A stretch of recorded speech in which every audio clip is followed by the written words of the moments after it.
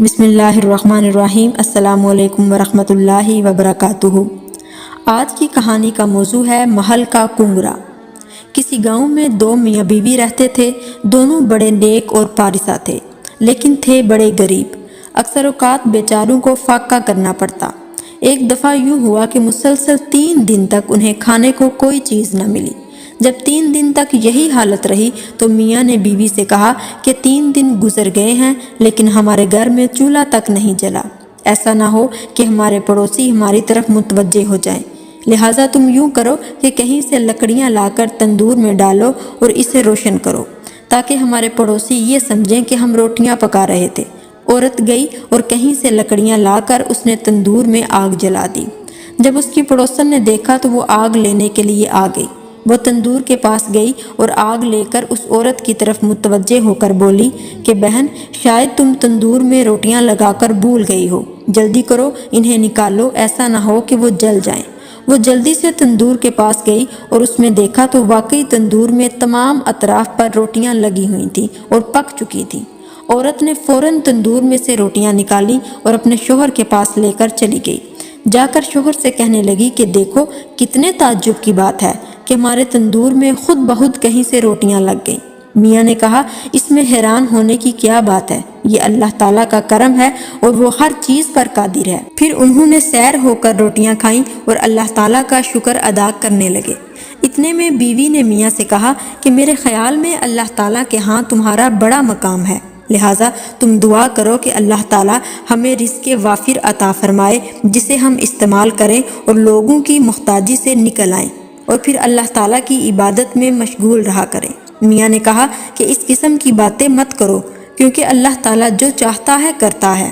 اگر وہ ہماری اس حالت پر راضی ہے تو ہمیں بھی اس حالت پر راضی رہنا چاہیے۔ لیکن عورت نہ مانی اور بار بار اس سے دعا مانگنے کے لیے کہتی رہی۔ بالآخر میاں مان گیا اور کہنے لگا ٹھیک ہے، تم کہتی ہو تو انشاءاللہ تعالیٰ میں دعا مانگوں گا۔ جب رات ہوئی اور اس کی بیوی گہری نیند سو گئی تو وہ اٹھا اور نوافل ادا کرنے لگا۔ جب وہ نوافل ادا کر چکا تو اس نے اپنے ہاتھ آسمان کی طرف بلند کیے اور رب تعالیٰ کی بارگاہ میں عرض کرنے لگا، اے پروردگار عالم، تو جانتا ہے کہ مجھے دنیا کے مال و دولت کی کوئی خواہش نہیں، نہ ہی مجھے اس کے کم ہونے کی پرواہ ہے اور نہ ہی زیادہ ہونے کی، لیکن میری بیوی مجھے چین سے نہیں بیٹھنے دیتی۔ براہ کرم اگر تو چاہتا ہے تو اس کی مراد کو پورا فرما دے۔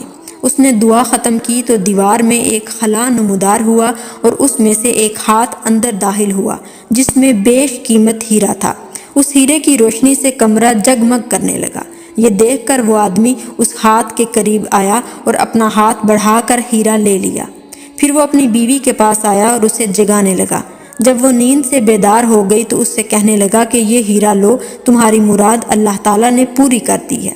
اس نے جواب میں خوش ہونے کی بجائے کہا کہ تم نے مجھے خواہ ہی بیدار کر دیا ہے، حالانکہ میں عجیب و غریب خواب دیکھ رہی تھی۔ میاں نے پوچھا کیا خواب دیکھ رہی تھی؟ اس نے کہا مجھے یوں محسوس ہوا جیسے میں جنت میں ہوں۔ میں نے وہاں ہیروں اور جواہرات سے بنا ہوا ایک محل دیکھا۔ اس کے تمام کنگرے بھی بیش قیمت ہیروں سے بنے ہوئے تھے۔ میں اس کی خوبصورتی اور حسن کو دیکھ کر دنگ رہ گئی۔ پھر میں نے پوچھا کہ یہ محل کس کا ہے؟ مجھے بتایا گیا کہ یہ محل تیرا اور تیرے خاوند کا ہے۔ میں نے اسی خوشی میں ایک بار پھر محل کے کنگروں کی طرف دیکھا تو وہاں سے ایک کنگرا غائب پایا۔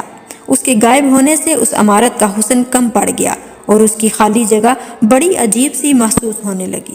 میں نے پوچھا کہ یہاں سے ہیرا کہاں گیا؟ کہا گیا کہ اس کو ہم نے دنیا میں تمہاری طرف بیچ دیا ہے، لہٰذا جو چیز بھی تم دنیا میں طلب کرو گے وہ یہاں سے کم ہوتی جائے گی۔ یہ سن کر خاوند بولا کہ وہ کنگرا یہ ہے۔ عورت بولی نہیں، مجھے اب اس کی کوئی ضرورت نہیں، ہمارا محل اس کے بغیر نامکمل لگے گا، لہٰذا ہم اس دنیا میں فقر و فاقہ پر صبر کر لیں گے تاکہ اس محل کے کنگرے کم نہ ہوتے جائیں۔ ایک بار پھر یہ سن کر میاں نے آسمان کی طرف نظر اٹھائی اور کہنے لگا، اے پروردگار عالم، تو نے سب دیکھ بھی لیا اور اپنی اس مسکین بندی کی باتیں بھی سن لی۔ تو بہتر جانتا ہے کہ اس کے دل میں کیا ہے، لہٰذا میں تیری بارگاہ میں التجا کرتا ہوں کہ تو اس ہیرے کو اس کی جگہ پر واپس لوٹا دے۔ اسی وقت وہی ہاتھ دیوار سے نمودار ہوا، اس نے وہ ہیرا اس سے واپس لیا اور غائب ہو گیا۔